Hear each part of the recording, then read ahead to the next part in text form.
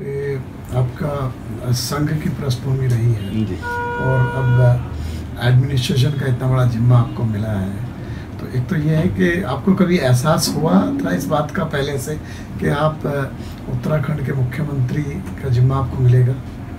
शायद नियति में थी ये चीज़ें। जी। और सच बात है कि चुनाव की राजनीति में कभी कोई रुचि नहीं थी। कॉलेज लाइफ में भी छात्र राजनीति में रहे, लेकिन चुनाव दूसरों को लड़ाया। और इसी तरह से जब भारतीय जनता पार्टी में सीधा सीधा आए, विचारधारा से तो हम शुरू से ही संघ के कार्यकर्ता होने के नाते विचारधारा से तो शुरू से जुड़े रहे। लेकिन 93 में जब उत्तर प्रदेश का चुनाव होने जा रहा था, तो उस समय भी प्रस्ताव आया था कि भाई आप विधानसभा का चुनाव लड़ लीजिए। अच्छा।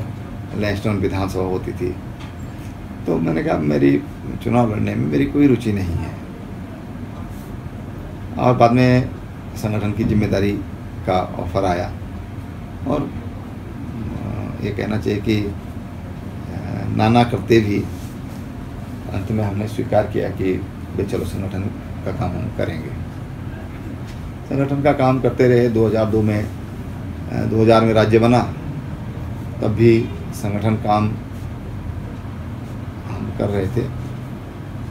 और नरेंद्र भाई मोदी उसमें हमारे प्रभारी थे राज्य के। अच्छा, संगठन के प्रभारी थे और मैं प्रदेश का संगठन मंत्री था। तो उस समय कुछ ऐसी परिस्थितियां बनी कि फिर मेरे पास एक बार ये ऑफर आया कि भाई आप सीधा सीधा राजनीति में आइए। नरेंद्र भाई हमारे प्रभारी थे, तो नरेंद्र भाई से मैंने कहा कि नरेंद्र भाई ऐसी ऐसी बातें हो रही हैं, मेरी रुचि तो संगठन के काम में है, लेकिन इस तरह की ऑफर आ रही है और क्या करना चाहिए। तो और सच्चाई ये थी कि उस समय में पार्टी का ऑफिशियल मेंबर भी नहीं था। संगठन का काम कर रहा था 10 वर्षों से, और 80 जब भारतीय जनता पार्टी बनी तब से उस या 79 से जब मैं इंटरमीडिएट का छात्र था, तब से हम वैचारिक रूप से जुड़ चुके थे। वैचारिक रूप से 79 में जुड़ चुके थे, लेकिन कभी सीधा सीधा मेंबर नहीं बने पार्टी के। तो मैंने नरेंद्र भाई मैंने कहा मैं तो एक विचारधारा के लिए काम कर रहा हूँ, और मैंने तो आपको दिल की बात बताऊँ, मैं मेंबर भी पार्टी का नहीं हूँ अभी तक, जबकि मुझे 10 साल पूर्णकालिक हो गए थे बीजेपी में। अच्छा। 10 वर्ष। तो मैंने कहा हमने तो कभी सोचा ही नहीं है कि चुनाव लड़ना चाहिए, ये करना चाहिए। तो फिर उन्होंने कहा कि भाई तो ऐसा कर कि पहला काम तो चुपचाप मेंबर बन जा और चुनाव लड़ने के लिए इच्छा है अपने संगठन के लोगों की, तो चुनाव लड़ लेना चाहिए, ऐसी मेरी राय है। आखिर कब तक तुम संगठन का काम करोगे, और इसलिए चुनाव लड़ लेना चाहिए। उसके बाद कुशाभाऊ ठाकरे हमारे प्रभारी बने। नरेंद्र भाई गुजरात के मुख्यमंत्री हो गए, और कुशाभाऊ ठाकरे, स्वर्गीय कुशाभाऊ ठाकरे हमारे प्रभारी बने। उन्होंने मुझे आदेश ही कर दिया बिल्कुल कि तुमको चुनाव लड़ना है, कहाँ से लड़ोगे। मैंने उनसे भी कहा, मैंने कहा मुझे क्यों चुनाव लड़ा रहे हो। उन्होंने कहा नहीं अब तय हो गया कि तुमको चुनाव लड़ना है। मैं ठीक है, फिर अगर आपने तय कर दिया तो ठीक है। फिर चुनाव लड़ाया गया। अरे ये कहना चाहिए कि जिस दिन टिकट वितरण हो, से 3 दिन पहले भी मैंने मना किया। प्रदेश के मुख्यमंत्री थे कोश्यारी जी, मैं बकायदा मुझे कहाँ चुनाव लड़ा रहे हो, मैं चुनाव लड़ाऊंगा आप लोगों को। मेरे को ऐसा लगता है कि मुझे चुनाव लड़ाना चाहिए लड़ने की बजाय। और इस तरह से राजनीति में प्रवेश हो गया, सीधा सीधा चुनाव की राजनीति में कहना चाहिए कि प्रवेश हो गया। उस समय जब राज्य में 19 सीटें आई थी भाजपा की। और इस बार कैसी परिस्थिति थी? हाँ, इस बार थोड़ा सा एहसास था कि जिम्मेदारी मुख्यमंत्री की मिल सकती है, लेकिन ये भी सच है कि मैंने एक दिन में दिल्ली नहीं आया, न मैं राष्ट्रीय अध्यक्ष जी के सामने आया, न मैं माननीय प्रधानमंत्री, किसी तरह का मैंने संपर्क करने की कोशिश नहीं करी। होता है कि जब चुनाव हो जाते हैं तो लोग सामान्यतः दिल्ली की तरफ दौड़ते हैं। और मेरा जिस दिन रिजल्ट आया मैं उस दिन स्टेट से बाहर 3 स्टेट बाहर चला गया था। रिजल्ट आने के बाद शाम की फ़्लाइट से मैं देहरादून से निकल गया था। मैं ये कह सकता हूँ कि मैंने किसी पर भी किसी तरह की कोई बातचीत मैंने मांग किया, ऐसा नहीं है। और ये हमारी पार्टी की खासियत भी है कि कार्यकर्ता की पहचान होती है। तो मुझे ये ज़रूर मेरा सौभाग्य है कि मुझे माननीय मोदी जी के साथ निकट रहकर काम करने का मौका मिला। जो हमारे राष्ट्रीय अध्यक्ष जी हैं माननीय अमित भाई साहब, उनसे तो बहुत कुछ सीखने को मिला। कैसे रणनीति बनाना चाहिए, कैसे काम करना चाहिए। मेरा स्वभाव सामान्य था 11 बजे सोने का, मैं सुबह जल्दी उठ जाता हूँ। 5 बजे उठने का मेरा स्वभाव है, जो सामान्य स्वभाव है। लेकिन अमित भाई के साथ हमने कई बार रात को 2 बजे हमारी मीटिंगें शुरू होती थी। अच्छा। और सवेरे तक हम लोग अपनी बैठकें करते थे, पूरी रणनीति बनाते थे, उस पर कार्य योजना बनाते थे। तो उनके साथ इस दृष्टि से बहुत कुछ कह सकता हूँ कि कई बार मुझे एहसास होता है कि राजनीति अंधेरे के बाद होती है। जो असली जो सोचने का, मंथन का जो समय होता है, मुझे लगा कि उसके लिए रात का समय ज़्यादा उपयुक्त है, क्योंकि इस तरह का डिस्टर्बेंस नहीं होता। तो ये अमित जी से आपको ये इस बात का बहुत मुझे, हाँ। तो ये आपको सबसे पहले किसने सूचना दी थी कि आप मुख्यमंत्री का आपको संभालना है? मुझे अमित जी का ही फ़ोन आया कि त्रिवेंद्र जी आप दिल्ली आ जाओ। तो मैं दिल्ली आया और शाम के समय में दिल्ली पहुंचा। उन्होंने कहा तुम आ जाओ, मैं घर पर हूँ। मैं उनके पास गया तो उन्होंने कहा भी ऐसा विचार किया है कि आपको उत्तराखंड की जिम्मेदारी दी जाए। तो मैंने कहा ठीक है भाई साहब, आपने विचार किया है तो मैं क्या कह सकता हूँ, बहुत अच्छा विचार किया है आपने, मुझे अच्छा लगा। और उसके बाद उन्होंने कहा कि भाई अभी प्रधानमंत्री से बातचीत करूँगा, उसके बाद आपको जो है एकदम फाइनल सूचना आपको मिल जाएगी। फिर अगले दिन मैं रात को चला गया, फिर देहरादून चला गया, वापस चला गया। फिर अगले दिन उन्होंने मुझे सूचित किया कि भाई आप तैयारी करिए। शायद वो 16 तारीख थी, शायद 16 तारीख था उस दिन कि आप जाइए। लेकिन ये सच है कि जब मैं चुनाव जीता उसके बाद मेरे घर पर पूरी एक तरह से कार्यकर्ताओं का ऐसा विश्वास था कि इनको जिम्मेदारी मिलेगी, क्योंकि कार्यकर्ता काफ़ी आह्लादित थे। और ऐसा माननीय प्रधानमंत्री जी ने और अध्यक्ष जी ने। तो ये एक जो आपके पड़ोसी राज्य, जो बड़ा राज्य है आपका साथ वाला, वहाँ जो मुख्यमंत्री हैं वो भी आपके, उनका भी मूल स्थान जो है आपके ज़िले में ही है। जी। और और उनकी कार्यशैली और ताबड़तोड़ फैसलों का जो तरीका है वो काफ़ी चर्चित रहा और वो बहुत मीडिया में बड़े छाए रहे उसको लेकर के, अभी भी छाए रहे थे। उनका एक पर्सनैलिटी भी वैसी है, एक उनका बैकग्राउंड भी थोड़ा दूसरे तरीके का है जो है। और एक तरफ आप हैं तो बीच में थोड़ा तुलना लोगों ने की कि साहब बहुत ही त्रिवेंद्र जी थोड़ा स्लो चल रहे हैं, उतना अग्रेसिव नहीं हैं, इनके फैसले उस तरह से चौंकाने वाले नहीं हैं जैसे उन्होंने अचानक स्लॉटर हाउस बंद कर दिए, स्क्वाड वगैरह जो बनाए, रोमियो स्क्वाड और ये सब जो चीज़ें आई। तो मतलब आपको रहा कि भाई इन्होंने ऐसा कुछ नहीं किया और तुलना भी थोड़ा हुई, तो उसको लेकर के आपका क्या कहना है? देखिए, मैंने शुरू से ही कहा कि उत्तर प्रदेश और उत्तराखंड जी की तुलना नहीं की, तुलना करना उचित नहीं है। उत्तर प्रदेश की अपनी अलग तरह की समस्या है, जैसे स्लॉटर हाउस का है। उत्तराखंड में ऐसे स्लॉटर हाउस हैं ही नहीं। उत्तर प्रदेश में सैकड़ों किस्म के हैं। मुझे याद है जब एक बार एक प्रोसेसिंग पर एक मीटिंग हुई थी भारत सरकार की, उस समय मैं एग्रीकल्चर मिनिस्टर था उत्तराखंड का। तो उत्तर प्रदेश के जो पशुपालन मंत्री थे उन्होंने कहा कि साहब हमारे यहाँ लाइसेंस देना बंद करिए, हमारे यहाँ पशु एकदम समाप्त हो जाएगा। वहाँ के पशुपालन मंत्री ने ये बात कही थी और सरकार जो थी वो समाजवादी पार्टी की थी। मुझे उस दिन मेरे ध्यान में आया कि उत्तर प्रदेश कहाँ जा रहा है, लेकिन उत्तराखंड में ऐसा नहीं है। उत्तराखंड में तो एक भी ऐसा स्लॉटर हाउस नहीं था। हमारे यहाँ छोटे मोटे स्लॉटर हाउस हैं भाई, 2-4 बकरे कट गए, उनका लाइसेंस नहीं है। लेकिन हमारे यहाँ बड़े स्लॉटर हाउस, एक भी बड़ा स्लॉटर हाउस हमारे यहाँ राज्य में नहीं है। पर वो आपके यहाँ वो एंटी रोमियो स्क्वाड की जरूरत नहीं थी। लेकिन जो रोमियो स्क्वाड जो बनाया, हाँ। मेरे यहाँ ऑलरेडी हमारे यहाँ पहले से काम कर रहा है, ऑलरेडी हमारे यहाँ पहले से काम कर रहा है, उसका नाम अलग है, उन्होंने उसको एक अलग नाम दे दिया। ये दिक्कत उस तरह की आपके, और हमारे यहाँ इस तरह की बहुत ज़्यादा इस तरह की दिक्कतें भी नहीं है, इस तरह की दिक्कत नहीं। मुझे तो यूपी का, जब मैं चुनाव में यूपी में अमित शाह जी के साथ में था, तो मैं फिरोजाबाद में एक दिन मीटिंग ले रहा था, उसमें महिलाओं से मेरी बातचीत हो रही थी। उन्होंने कहा भैया हम तो सुबह शाम घूमने भी नहीं निकल सकते हैं।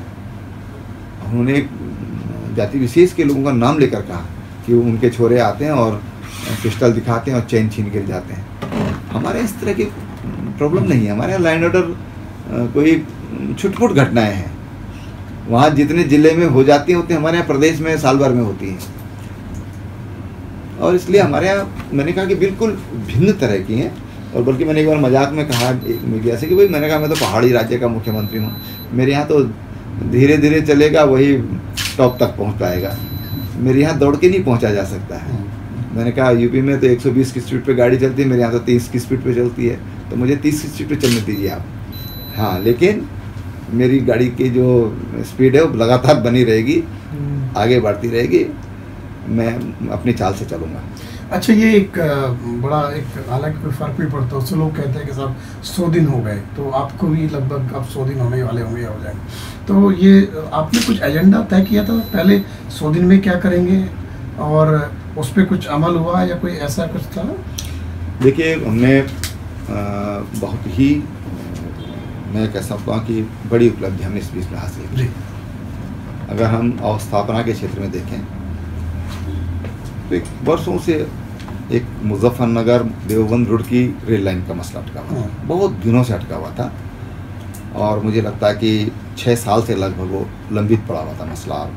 उसमें काफ़ी कुछ खर्चा भी हो गया था, लेकिन वो किन्हीं कारणों से या निर्णय नहीं लेने के लिए जो लटका हुआ था, हमने उसका निर्णय ले लिया अभी 6-7 दिन पहले। और इससे हमारा जो सफ़र है, और विशेषकर क्योंकि हमारा क्षेत्रीय सामरिक दृष्टि बहुत ही महत्वपूर्ण है, तो हमारी सेना के 6 घंटे का सफ़र बचेगा सीमा तक पहुंचने में। मैं समझता हूं कि जो बहुत ही एक महत्वपूर्ण है।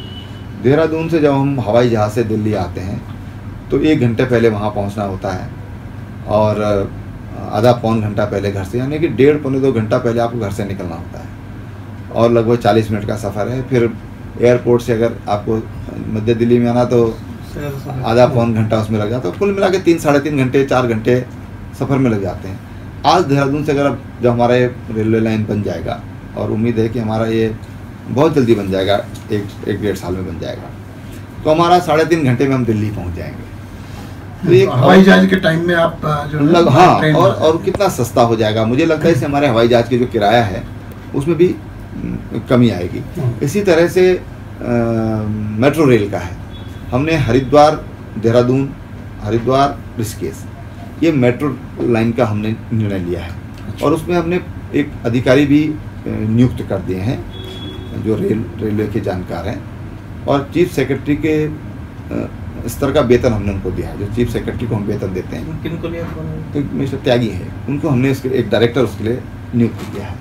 इसी तरह से देहरादून हमारी राजधानी है, हरिद्वार हमारी धार्मिक राजधानी है, नैनीताल हमारा एक पर्यटन का बहुत बड़ा हमारा केंद्र है। तो इन तीनों जगहों पर हमने अंडरग्राउंड केबलिंग, हमने जो विद्युत की लाइन है, ये सब अंडरग्राउंड लगभग 1750 करोड़ रुपया हमारा व्यय होगा। और हमारे पीयूष गोयल जी से बात हुई, वो टोटल 100% फंडिंग उसके लिए कर रहे हैं। इसी तरह से 3 बड़े संस्थान इस बीच में हम राज्य को हमने लिए हैं दिल्ली से। एक हॉस्पिटैलिटी यूनिवर्सिटी, क्योंकि उत्तराखंड टूरिज्म के हिसाब से बहुत बड़ा हब बनने जा रहा है पर्यटन का, उसके लिए हॉस्पिटैलिटी यूनिवर्सिटी हमने एक हमको सेंटर से मिला। इसी तरह से सीपेट, वो एक हमारा अभी जुलाई से, हमारा अगस्त से जब भी क्लासेस शुरू होंगे हमारा वो शुरू हो जाएगा। और इसी तरह से निफ्ट, निफ्ट ये उत्तराखंड में भी हम तय कर लेंगे। मुझे लगता है कि देहरादून, जो सेंटर मिनिस्टर का कहना है, उनका कहना है कि देहरादून ही इसके लिए उपयुक्त स्थान है। तो इस तरह से 3 हमारे बड़े संस्थान, हरीश रावत जी की जो सरकार रही उन्होंने उसको प्रॉपर्टी डीलर्स को बेच दिया। अच्छा। और हमने अब निर्णय लिया है कि हम अपना IT पार्क बनाएंगे। और आज जो प्रधानमंत्री जी का सपना है डिजिटल इंडिया का, वो हम पूरा करेंगे। इसी तरह से हमने अभी देश की आज़ादी के बाद जो हमारे पुराने पर्यटन स्थल थे उन्हीं से हम काम ले रहे थे, वहीं पर पर्यटक आते थे और काफ़ी कंजेक्शन उसकी वजह से वहाँ पर हुआ, काफ़ी लोड वहाँ पर पड़ा। जैसे मसूरी माना हमारा उदाहरण के तौर पर, मसूरी की अपनी जो पार्किंग की कैपेसिटी है वो 3000 की है और 8000 व्हीकल मसूरी के लोकल लोगों के हैं। अब जो पर्यटक आते हैं देश से, वो कई बार आधे रास्ते से उनको लौटना सड़क पे रह जाते हैं। तो हमने एक रोड सेलाकुई से डूंगा और डूंगा से हाथी पाँव मसूरी, ये हमने इस बार उसका निर्णय लिया। हम इस बार उसके लिए पैसा दे देंगे अभी, और इस वर्ष में हमारा उसका काम शुरू हो जाएगा। तो हमारी वो रोड लगभग 7-8 किलोमीटर बीच का पैच है। अच्छा। आगे बनी है, पीछे बनी हुई है, लेकिन बीच का पैच एक छूटा हुआ था, न जाने किन कारणों से उसको नहीं बनाया गया।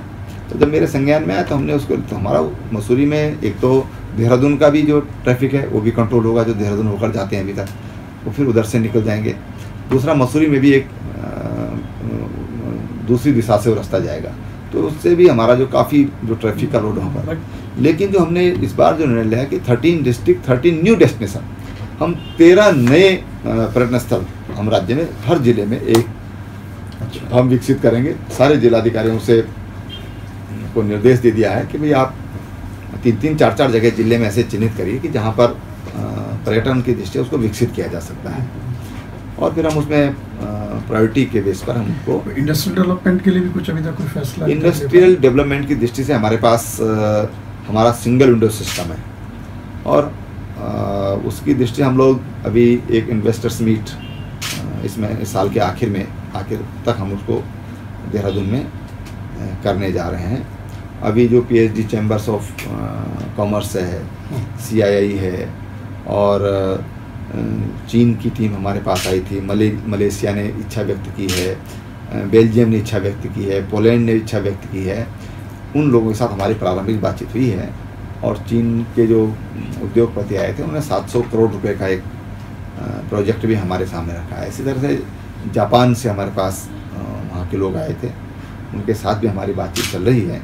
तो हम आगे चल करके एक मीटिंग करके और फिर उस पर निर्णय लेंगे। तो मुझे लगता है कि क्योंकि उत्तराखंड में एक तो सबसे पहली चीज़ है कि कानून व्यवस्था, वो हमारे यहाँ किसी को कोई संकट महसूस नहीं होता, वो वहाँ पर करना चाहते हैं। दूसरा, बिजली की आपूर्ति, विद्युत की हमारे पास कोई दिक्कत नहीं है। हम और सबसे सस्ते देश में, चाहे डोमेस्टिक हो चाहे इंडस्ट्रियल एनर्जी हो, सबसे सस्ता उत्तराखंड है। और बाकी जो परमिशन का वो सिंगल विंडो सिस्टम है। तो ये जो आपके पहले गवर्नमेंट थी हरीश रावत वाली, तो काफ़ी सारे करप्शन के आरोप लगे थे उसके ऊपर जी। तो उसको कैसे करें? उनकी कुछ जांच वाच आप बैठाएंगे, जैसे बाकी राज्यों में भी अक्सर होता है कि देखिए हमारे पास जांच में लग जाते हैं लोग। देखो, हम जांच के लिए तो जांच नहीं करना चाहते। अच्छा। और इसलिए हम जो भी शिकायतें हमारे पास आते हैं, पहले उसको एग्जामिन करते हैं ठीक से कि वाकई ये शिकायत के लिए तो नहीं है, या कुछ इसमें है, वास्तव में कुछ है। उसकी गंभीरता को हम आंकते हैं, उसका आकलन करते हैं, उसके आधार पर कार्रवाई करते हैं। जैसे NH 74 का मसला है, NH 74 पर हमको लगा कि ये काफ़ी गंभीर मसला है। साफ साफ दिखाई दे रहा था कि ये प्लॉट कृषि है, ये अकृषि है, ये भी अकृषि, तो बीच बीच में ये कैसे हो गया। और जो उनको रेट दिया गया और 40 गुना तक अधिक उनको पेमेंट किया गया, ये साफ साफ दिखाई दिया। तो हमने उस पर तत्काल निर्णय लिया और हमने कहा कि इसको CBI तक पहुंचना चाहिए। और 6 पीसीएस अफसर एक साथ हमने सस्पेंड किए। जो 7वां था वो रिटायर हो गया था, उसको नोटिस दिया है। और हमारी अपनी SIT हमने उस पर बनाई और वो अपना काम कर रही है। उसमें अभी तक 2 लोग हम गिरफ्तार भी कर चुके हैं। लगभग 100-200 के करीब फाइलें हमने, जो उन्होंने गायब करने की कोशिश करी, वो भी हमने बरामद की हैं। जो किसान प्रभावित किसान हैं, जो अधिकारी हैं, उनसे भी पूछताछ का सिलसिला चल रहा है और काफ़ी चीज़ें निकल कर आ रही हैं। तो जो इस तरह का जो भ्रष्टाचार है जो हमको दिखाई दे रहा है, हाँ भाई वाकई ये प्रमाणिक है, तो उस पर करेंगे। लेकिन हम किसी को उलझाने के लिए या राजनीतिक विद्वेष से, कम से कम मेरा स्वभाव इस तरह का नहीं है कि किसी को खाली उलझाए रखने के लिए कोई जांच की जाए, ऐसा हम लोगों का। बट इसमें कुछ ये नितिन गडकरी जी का कुछ बयान आया था कि जांच सीबीआई जांच नहीं होनी चाहिए, एनएचएआई को दिक्कत होगी काम करने में। नहीं, उन्होंने तो उसको लेकर के इस तरह की उनका ये कहना था कि इसमें एनएचएआई का कोई मतलब नहीं है। अच्छा। क्योंकि हम तो फंडिंग है, एजेंसी है, हमको राज्य सरकार ने मांगा कि भाई किसानों का इतना भुगतान करना है, हमने राज्य सरकार के अकाउंट में पैसा डाल दिया। अब किसको देना है, किसको नहीं देना है, या क्या रेट देना है, ये राज्य सरकार तय करती है, ये उनका कहना था। उन्होंने कहा कि भाई मुझे ऐसा लगता है कि एनएचएआई का इसमें कोई हाथ नहीं है और इससे उनका मॉरली वो लोग मॉरल डाउन होता है, ये उनका कहना था। लेकिन जब हम लोग मिले तो बड़ी स्पष्ट बात थी। उन्होंने कहा भाई काफ़ी हद तक उनकी जो बात थी वो, अगर हम सुपरफिशियली देखें और कागजों के आधार पर उसको देखें हम, तो वो बात उनकी जायज़ भी लगती है। लेकिन हमने कहा भाई साहब जांच हो जाने दीजिए। और उन्होंने कहा कि जांच में कोई दिक्कत नहीं है, अगर माना कोई गड़बड़ है तो उसको उसके दंड मिलना चाहिए, चाहे वो भारत सरकार के अधिकारी कर्मचारी हैं या राज्य सरकार के हैं। तो फिर अंततः उन्होंने मतलब हमने कहा जांच में जो ठीक होगा वो बच निकलेगा, जो गड़बड़ होंगे वो फंस जाएंगे। तो उन्होंने कहा ठीक है। अच्छा, ये आपकी गवर्नमेंट में कई सारे पुराने ऐसे चेहरे हैं जो कांग्रेस में मंत्री भी थे और आपके यहाँ भी मंत्री भी हैं। तो एक तो वो कांग्रेस संस्कृति तो उनके साथ रही होगी, तो वो किस तरीके से आपका तालमेल कैसे बन पाता है इन लोगों के साथ? और अगर ऐसे लोगों पे कोई पुराना मामला आएगा तो उसमें फिर कैसे करेंगे? देखिए, प्रधानमंत्री जी का बड़ा साफ कहना है तो उसको बचाया नहीं जाना चाहिए। जांच की तरह होना चाहिए। और मैं कह सकता हूँ कि हमारी जो जांचें हो रही हैं वो जांच की तरह हो रही हैं। उसमें कोई भी होगा वो हम उसको बकसने वाले नहीं हैं। और इसलिए जांच बिल्कुल स्वतंत्र रूप से जांच चल रही है। और सीबीआई को भेजने का मकसद भी यही था। सीबीआई को भी भेजा गया, उसके पीछे भी यही मकसद था कि क्योंकि एक विश्वसनीय संस्था है सीबीआई, और इसलिए उनको जांच देना चाहिए। ये बड़े लोगों की जो कार्य संस्कृति पहले रही, मेरा एक सवाल होता है, बिकॉज आप लोग अलग तरीके की संस्था है आपकी, अलग तरीके की ग्रूमिंग होती है संघ में, बीजेपी में, और जो नए लोग आए हैं और सीधे, क्योंकि बहुत ज़्यादा टाइम भी नहीं हुआ, तो उसमें वो सब उसी धारा में बहने लगे हैं या कभी मुझे ये लगता है कि जब सरकार बनी थी तो मैंने ये कहा था कि भाई हम भ्रष्टाचार मुक्त सरकार देंगे। और एक फैशन बन गया आजकल कि लोकपाल लागू करोगे नहीं करोगे, लोकायुक्त नियुक्त करोगे नहीं करोगे, एक फैशन सा हो गया है। बहुत सामान्य आदमी भी जिनको उसकी ज्ञान नहीं भी है वो भी इस तरह की बातें करते हैं। तो मैंने कहा भाई हमारे प्रधानमंत्री जो वर्तमान में हैं और जब उनको जिम्मेदारी मिली तो ये सवाल तब भी सामने आया था। उन्होंने कहा भाई कि हम ऐसा काम क्यों करते हैं कि जो लोकायुक्त की ज़रूरत पड़े या जांच की ज़रूरत पड़े। हम साफ़ सुथरी सरकार क्यों नहीं देते हैं? पहले हम बीमारी पैदा करें फिर डॉक्टर ढूंढें, ये बात ठीक नहीं है। और इसलिए बीमारी ही ना हो तो डॉक्टर की ज़रूरत ही नहीं होगी, ऐसी सरकार हमको चलाना चाहिए। और मैं ये कह सकता हूँ कि हमारी जो सरकार है, हमारे जो मिनिस्टर्स हैं, वो भारतीय जनता पार्टी को उन्होंने स्वीकार किया है। और वो सब अनुभवी लोग भी हैं। उनमें से कुछ ऐसे भी हैं कि जो पहले भारतीय जनता पार्टी के साथ ही रहे हैं और भारतीय जनता पार्टी की जो कार्य संस्कृति है काफ़ी हद तक वो समझते भी हैं। किन्हीं कारणों से वो दूसरे दलों में गए हैं, लेकिन वो भारतीय जनता पार्टी में आए हैं तो मुझे लगता है कि वो काफ़ी सोचने और समझने के बाद ही भारतीय जनता पार्टी में आए हैं। वो भारतीय जनता पार्टी की कार्यशैली को भी जानते हैं और भारतीय जनता पार्टी को भी समझते हैं। और इसलिए ऐसी किसी तरह की कोई दिक्कत मेरे राज्य में नहीं है। अच्छा, ये बिल्कुल उत्तराखंड पहाड़ी स्टेट है और भूस्खलन और एक तरीके से अर्थक्वेक का भी प्रोन एरिया है, तो ऐसी जो प्राकृतिक आपदाएं हैं, पीछे झेली भी है राज्य ने और बहुत विध्वंस वाली, तो ऐसे में इस तरह की आपदाओं से नुकसान को ख़त्म तो नहीं किया जा सकता, लेकिन कम किया जा सकता है। उसके लिए कोई बड़ी कार्य योजना पे काम कर रहे हैं? इसमें हमने एक तो डोपलर रडार हम वहाँ पर लगा रहे हैं। इसी तरह से IIT रुड़की ने कोई ऐसे इक्विपमेंट्स बनाए हैं कि जो भूकंप की 60 से 65 सेकंड पहले वो अलार्म दे देते हैं। तो उसके लिए भी हमने संस्तुति की है, और वो इस साल में हमारे वो उपकरण उत्तराखंड में लग जाएंगे कि जो हमको अलर्ट कर देंगे 60 से, यानी कि 1.25 मिनट, 1 मिनट से लेकर 1.25 मिनट पहले वो हमको अलर्ट कर देंगे। और मुझे लगता है कि उससे एक भारी सुविधा हमको होगी। उसके साथ ही हमने भी टाटा से कल ही हमारा बातचीत हुई है, और उन्होंने अपनी सहमति दी है कि हमारा जो सबसे ज़्यादा जो प्रभावित एरिया है वो हमारा है पिथौरागढ़, हमारा चमोली ज़िला, टिहरी ज़िला और उत्तरकाशी ज़िला। इन 4 ज़िलों में हमारी ये ज़्यादा दिक्कतें रहती हैं। तो उन्होंने उसके लिए प्रशिक्षण के संस्थान के लिए पिथौरागढ़ में कल हमारा तय हुआ, और एक चमोली ज़िले में 2 ऐसे संस्थान हम खोलेंगे डिजास्टर मैनेजमेंट को लेकर के, कि वहाँ पर लोगों को प्रशिक्षित किया जा सके। इसके लिए 2 ज़िलों में हमने अभी चयनित किया है। तो जो भूस्खलन वाला है और रोड मतलब जो अचानक बादल फटने के बाद जिस तरह का होता है, कहीं ये भी है कि गैर जरूरी डेवलपमेंट जो बसावट हो गई या कॉमर्शलाइजेशन जो ज़्यादा हुआ, उसको भी लेकर के सवाल उठते हैं? देखिए, सवाल तो ये ज़रूर उठते हैं, लेकिन ये सवाल ज़्यादा उठना शुरू हुआ केदारनाथ की आपदा के बाद।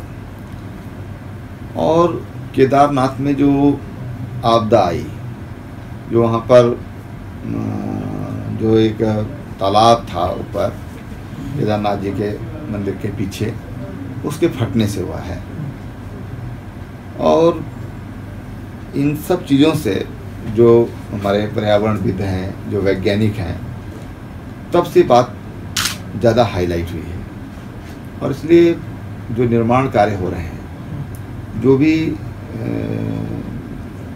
उनमें कोशिश है कि वो अर्थक्वेक प्रूफ हों, उसमें जो तकनीक है उसका इस्तेमाल हो, और सरकारी जो इमारतें बन रही हैं वो तो पूरी तरह उसी आधार पर बन रही हैं।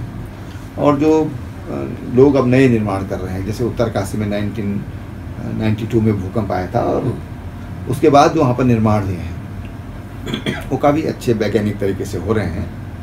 लोगों में क्योंकि शिक्षा का स्तर ठीक है, लोग स्वयं भी उसके बारे में विचार करते हैं, तो मुझे लगता है कि उसके लिए अनेक जो स्वयंसेवी संस्थाएं हैं वो भी उस काम में लगती हैं, और राज्य सरकार की जो एजेंसियां हैं वो भी इस काम में लगती हैं, और समय समय पर अलर्ट हम लोग करते रहते हैं। तो अर्थक्वेक प्रोन एरिया है, प्लस उससे जो प्रवाह है उस पर भी असर आया है, और कुछ ज़रूरत से ज़्यादा दोहन के मामले, मतलब इस तरह के लोगों को, एक वर्ग का ऐसा था कि इस तरह के सवाल जिन लोगों ने करे, तो उसको पर्यावरण पे उसका प्रतिकूल असर की बात आई है।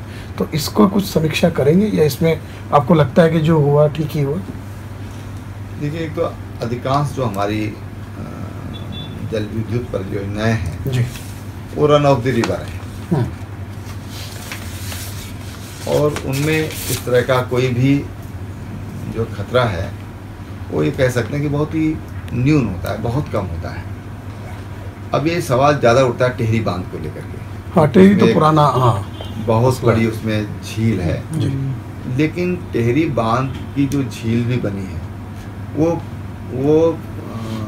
कंक्रीट का स्ट्रक्चर नहीं है, वो बिल्कुल नेचुरल है, और उसमें मिट्टी का ही इस्तेमाल हुआ है, बजरी का इस्तेमाल हुआ है, पत्थर का इस्तेमाल हुआ है, किसी तरह का लोहे का इस्तेमाल या सीमेंट का इस्तेमाल, कॉफर डैम है वो। और इस तरह से फिर उसकी जो उसको जो बनाया गया है वो उसको 10 डिग्री पर बनाया गया है। भूकंप की तीव्रता अच्छा 10 अंश तक की उसकी सहने की, बर्दाश्त करने की क्षमता है, और इसलिए वो जो टिहरी को लेकर भी जो सवाल उठते हैं, लेकिन मैंने जब 2013 की बाढ़ आई थी, अतिवृष्टि हुई थी, उस समय मेरे को मीडिया ने सवाल पूछा था कि टिहरी बांध से क्या होगा। तो मैंने उनसे एक सवाल उस समय प्रत्युत्तर किया था, प्रति प्रश्न किया था कि भाई ये बताइएगा, टिहरी डैम नहीं होता इस समय तो फिर क्या होता, इस पर भी ज़रा सोचिए आप। उन्होंने कहा इस पर हमने सोचा ही नहीं कभी। हमने कहा अगर टिहरी बांध नहीं होता तो आपका ऋषिकेश साफ हो गया होता, आपका हरिद्वार का काफ़ी बड़ा हिस्सा साफ हो गया होता। और इसलिए कई बार आप एक तरफा सोचते हैं। मुझे लगता है कि हमको इस तरह के जो भी निर्माण हैं या इस तरह के जो भी विषय हैं, सम्यक रूप से विचार करना चाहिए, और जो भी हमारी मंजूरियां हैं वो रन ऑफ द रिवर है। कि महिलाओं ने आंदोलन चलाया आपके राज्य में, और एक तो सुप्रीम कोर्ट का भी एक ऑर्डर था, हालांकि राज्यों ने उसका रास्ता निकाला कि डिनोटिफाई कर दो हाईवेज को, वो सारा आप लोगों ने भी कुछ किया होगा। और दूसरे कोई एक ब्रांड को लेकर के बड़ी चर्चा थी पिछली सरकार के टाइम में, शायद आपने भी कुछ मसला उठाया था, वो अभी भी जारी है। तो इन दो चीज़ों पे जो है, एक तो शराबबंदी को लेकर के, देखिए शराबबंदी को लेकर हमारी जो नीति है, हमारा कहना है कि हम शराब को प्रोत्साहित नहीं करेंगे। और हमने इसमें 3 काम उस पर किए कि हमने जो 6 घंटा हमने शराब की दुकानों का समय कम किया है जी। दूसरा, हमने जो एकाधिकार था उसमें, उसको हमने समाप्त किया है, पिछली सरकार के समय में जो एकाधिकार था। दूसरा जो हमने कदम उठाया कि हमने 2% उस पर सेस लगाया है। अच्छा। और उस सेस को हम महिला उत्थान पर और जो सामाजिक गतिविधियों पर हम उसको, जो जागरण के काम है उस पर हम उसको खर्च करेंगे। ये हमने थोड़ा सा उसमें परिवर्तन किया। जो बड़ा जो कदम हम कह सकते हैं वो हम लगभग हमने 100 दुकानें, टोटल 527 दुकानें उत्तराखंड में हैं। अच्छा। देश के कई तो एक जिले में इतनी दुकानें हैं। हमारे स्टेट में केवल 527 दुकानें टोटल थी, उसमें भी लगभग 100 दुकानें हमने कम की। और इसलिए हमारे उसको हम राजस्व का जरिया नहीं बनाना चाहते, लेकिन ये भी सच है कि जो अनुभव रहे हैं शराबबंदी के, वो भी कोई बहुत सुखद अनुभव नहीं रहे हैं देश में। इसलिए उन अनुभवों को लेकर के हम उसको सीमित करना चाहते हैं, ये हमारी नीति है। देखिए, स्थानीय स्तर पर रोजगार की जो समस्या है उसके चलते पलायन बड़ा होता है, और बहुत सारे गांव ऐसे हो गए जहां पर ज़्यादातर लोग पलायन कर गए। तो इसको एम्प्लॉयमेंट जनरेशन और ये पलायन रोकने के लिए इसके क्या आपकी स्ट्रेटजी रहेगी? देखिए, पलायन 2 तरह का है, एक मजबूरी में है और एक कहना चाहिए कि प्रगति के लिए है। कोई नौकरी में चला गया, कोई कहीं उसको अच्छे व्यवसाय का ऑफर मिल गया, इस पे चला गया, तो मुझे लगता है कि एक चक्र है, ये जो चलता रहेगा, उसको कोई रोक भी नहीं सकता है। पूरे कई गांव के गांव खाली हो गए, तो गोश्त विलेज 1000 तक पहुंच गए गोश्त विलेज, जिसमें हाँ काफ़ी विलेज गाँव ऐसे कि जिनमें 1300 कुछ, हाँ लगभग ऐसे गांव खाली हुए हैं। लेकिन अगर उन गाँव का अगर हम अध्ययन करें तो देखें तो ज़्यादातर लोग पलायन जो हुआ है वो रोज़गार के लिए लोगों ने पलायन किया, या अच्छा रोज़गार उनको मिल गया। तो इसलिए हमने 3 चीज़ों पर हमारा फोकस है, और हमारा ये मानना है कि हमको गांव में सबसे पहली चीज़ ये है कि शिक्षा, दूसरी स्वास्थ्य, और तीसरी चीज़ रोज़गार। इन 3 चीज़ों पर हमारा फोकस रहेगा। इस पर हमने अभी जो किसानों के लिए हमने 1 लाख रुपए तक के ऋण 2% ब्याज दर पर हमने निर्णय लिया है कि 2% ब्याज दर पर हम अपने किसानों को ऋण उपलब्ध कराएंगे। स्वास्थ्य की दृष्टि से पहली बार ऐसा हुआ है जब हमने अपने जो जिला अस्पताल हैं उन्होंने एक साथ हमें 10-10 तक पोस्टिंग, 12-12 तक पोस्टिंग एक साथ हमने की है। और पहली बार उत्तराखंड में ऐसा हुआ है कि जब 93 डॉक्टर हमने पहाड़ों में भेजे। हमेशा कम होते थे कि साहब 10 डॉक्टर और कम हो गया, 20 डॉक्टर और कम हो गया। ये पहली बार ऐसा हुआ है कि जब बड़ी संख्या में डॉक्टर्स को उन क्षेत्रों में भेजा गया है जहाँ पर आवश्यकता है, जहाँ पर स्वास्थ्य सुविधाओं का कोई दूसरा विकल्प नहीं है। हमारे चाहे बागेश्वर हो, चाहे हमारा पिथौरागढ़ हो, और पहाड़ों के जितने भी ब्लॉक मुख्यालय हैं, कहीं पर भी विकल्प नहीं है। अगर सरकारी डॉक्टर नहीं है तो वहाँ पर डॉक्टर है ही नहीं, या तो झोला छाप है। और इसलिए स्वास्थ्य के क्षेत्र में हमने एक महत्वपूर्ण निर्णय लिया है। और इसके साथ ही हमने जो हमारा श्रीनगर का मेडिकल कॉलेज है उसको हमने सेना को देने का निर्णय लिया है। सेनाध्यक्ष ने से हमारी बातचीत हुई थी मुख्यमंत्री बनने के बाद, और वो लगभग उस पर सारे जो सर्वेक्षण के काम हैं वो चल रहे हैं। फिर बल्कि दवाई महंगी होती थी, तो हमने ये निर्णय लिया कि हम पूरी जेनरिक दवाइयों का ही इस्तेमाल हम लोग करेंगे। इसी तरह से हमारी नॉलेज में आया कि जो तमिलनाडु है वो सरप्लस डॉक्टर हैं वहाँ पर। ऐसे ही महाराष्ट्र में भी हमारी जानकारी में आया कि सरप्लस डॉक्टर हैं। उड़ीसा के बारे में पता चला कि वहाँ भी 5वां वेतनमान ही दे रहे हैं, हम 7वां वेतनमान दे रहे हैं। तो हम इन 3 राज्यों में भी हम इंटरव्यू करने वाले हैं, उसके लिए पूरी रणनीति तय हो गई है। और यहाँ से भी हम डॉक्टर्स हम चाहते हैं कि जो हम अगर स्वास्थ्य देना है तो उसके लिए बहुत ज़रूरी है कि डॉक्टर और दवाई हो, तो हम इस बार वहाँ पर कर रहे हैं। इसके साथ ही सेना से लगभग 25 से 30 विशेषज्ञ डॉक्टर हर साल सेवानिवृत्त होते हैं। तो हमने थल सेनाध्यक्ष जी से अनुरोध किया कि उन डॉक्टर्स को आप हमारे यहाँ भेजिए। वो 70 साल तक अगर काम करना चाहते हैं तो हम 70 साल तक भी उनको नौकरी देने के लिए वो हमको सेवाएं दें, हम उनको सेवा में लेने के लिए तैयार हैं। इस तरह से हम लोग उसकी व्यवस्था कर रहे हैं। स्कूल हमारे प्राथमिक विद्यालय तो लगभग हमारे हर गांव में है, लेकिन अभी कई गांवों में और ये चीज़ें आई कि भाई विद्यालय में बच्चे कम हैं। शिक्षकों की दृष्टि से हमारा राज्य बहुत रिच है, और देश में सबसे ज़्यादा अगर शिक्षा पर स्टूडेंट खर्चा करता है तो उत्तराखंड करता है। मेडिकल साइंस में, एजुकेशन में सबसे कम तनख्वाह अगर फी है तो उत्तराखंड में, और सबसे ज़्यादा तनख्वाह दी जाती है फैकल्टी को तो उत्तराखंड में दी जाती है। ये बड़ा अजीब स्थिति है हमारे राज्य की, लेकिन फिर भी हम लोग चिंतित रहते हैं स्वास्थ्य सेवाओं को लेकर। तो हम उसके लिए लगभग 850 डॉक्टर हमारे यहाँ हर साल तैयार हो रहे हैं। तो हम उसमें जो एजुकेशन पॉलिसी है उसमें भी हम लोग परिवर्तन ला रहे हैं कि भाई कोई अगर वहाँ से पढ़ता है तो उसको 3-5 साल तो इंटीरियर में सेवा करना चाहिए। तो उसको हम अनिवार्य कामयाब भी हो पाए। वो भी सब आपको मैं बता दूं कि उस समय मैंने ही वो प्रयास किया था, और मैंने सुप्रीम कोर्ट तक उसके लिए मुकदमा लड़ा था। हाँ, और निर्णय मेरे पक्ष में गए थे सारे। तो मेरी शुरुआत थी वो। तो आपने जिक्र किया ही फार्मर्स का। आपके राज्य में क्योंकि हिल स्टेट है, छोटी जोत है जी, और छोटी जोत में किसान की आमदनी को बढ़ाना बड़ा मुश्किल काम होता है।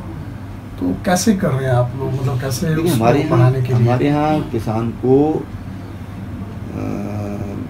खेती बड़ी फायदेमंद हुई है जहाँ पर लोग कर रहे हैं। लोग ऑफ सीजन वेजिटेबल्स, हाँ वो है, ऑफ सीजन वेजिटेबल्स हैं, ऑफ सीजन फ्लावर्स हैं, एरोमेटिक प्लांट्स का हमारे यहाँ अच्छा उत्साहवर्धक। तो उनको कोई मार्केट और ये इंफ्रास्ट्रक्चर सपोर्ट कुछ अलग से करेंगे आपको? हाँ, हम उनको जैसे पॉली हाउसेज हैं उनको सब्सिडीज पर देते हैं। पानी की जो इरिगेशन का सिस्टम है उनको ड्रिप इरिगेशन का हम उनको देते हैं। औषधियाँ जो देते हैं वो भी हम लोग कम रेट पर देते हैं। और इस बार हमने ये भी निर्णय लिया है कि हम जो अपने फूलों के कारोबारी हैं उसके लिए हम कंट्रोल्ड टेम्परेचर वाले हम उनके लिए इस बार हम बजट में रखा है कि हम उनके लिए कुछ ऐसे।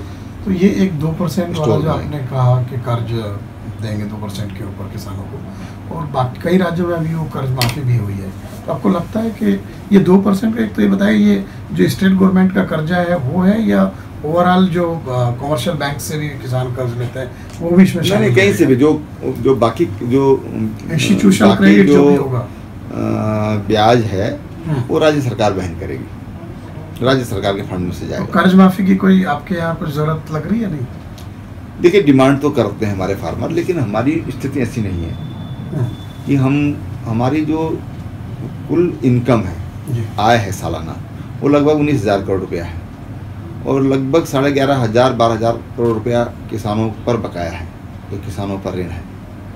तो ऐसे में या तो हम सबको ध्वस्त कर दें या कुछ हम निर्माण करें। तो हमको ये लगा कि हमको निर्माण करना चाहिए, इसलिए हमने किसानों के लिए मिनिमम ब्याज दर पर हम उनको ऋण दे रहे हैं ताकि वो प्रोडक्शन में आए, उनको थोड़ा सा सहारा लगे और राज्य की जो संपदा है वो भी बढ़ेगी और उनकी जो आय है उसमें वृद्धि होगी, लाभकारी होगी उनके लिए। एक बड़ा आयोजन शायद आप लोग तैयारी कर रहे हैं खेलों का, राष्ट्रीय खेलों का, और छोटा राज्य है उसमें बहुत खर्चा होगा, तो कैसे ये इतने बड़े आयोजन को कैसे वहन करेंगे आप लोग? करेंगे, कुछ सोर्सेज हम इस बीच में विकसित कर रहे हैं। हमारे यहाँ बहुत अच्छा कोऑर्डिनेशन है और मैं भी संघ का ही कार्य करता हूँ और इसलिए कोऑर्डिनेशन में ऐसी कोई दिक्कत नहीं है। मैं समझता हूँ कि संघ की जो भूमिका होती है वो एक मार्गदर्शन की होती है।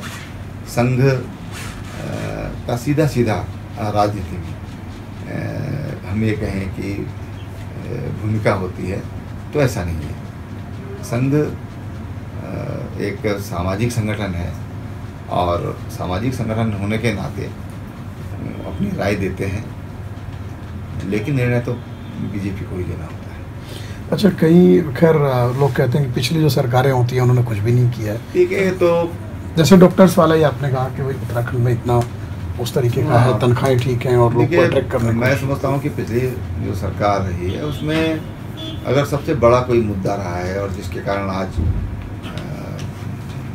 कांग्रेस की ये हालत हुई है कि मुख्यमंत्री दो सीटों से चुनाव लड़े और दोनों सीटों से हार गए, तो उसका मुख्य कारण भ्रष्टाचार रहा है। जनता भ्रष्टाचार को बर्दाश्त करने के लिए तैयार नहीं है और इसलिए पिछली सरकार ने जो सबसे ज़्यादा जो नुकसान किया वो संस्थागत भ्रष्टाचार को किया, संस्थाओं को भ्रष्टाचार किया, या ये कहें कि करप्शन को उन्होंने सिस्टमाइज कर दिया, संस्थागत सिस्टम को करप्ट करने का काम किया उन्होंने। व्यक्ति भ्रष्ट कहीं भी हो सकता है, मैं ये नहीं कह सकता कि मेरे यहाँ सब लोग एकदम शुद्ध हैं या भ्रष्टाचार से मुक्त हैं, मैं नहीं कह सकता, मैं अपने परिवार के बारे में नहीं कह सकता हूँ साहब। और इसलिए जो संस्थाएं हैं, सिस्टम को करप्ट करना ये महापाप है और उन्होंने जो सबसे बड़ा पाप किया है कि उन्होंने सिस्टम को ही करप्ट करने का काम किया। तो त्रिवेणी जी, आपका काफ़ी टाइम हमने लिया, लेकिन आगे भी बातचीत होती रहेगी।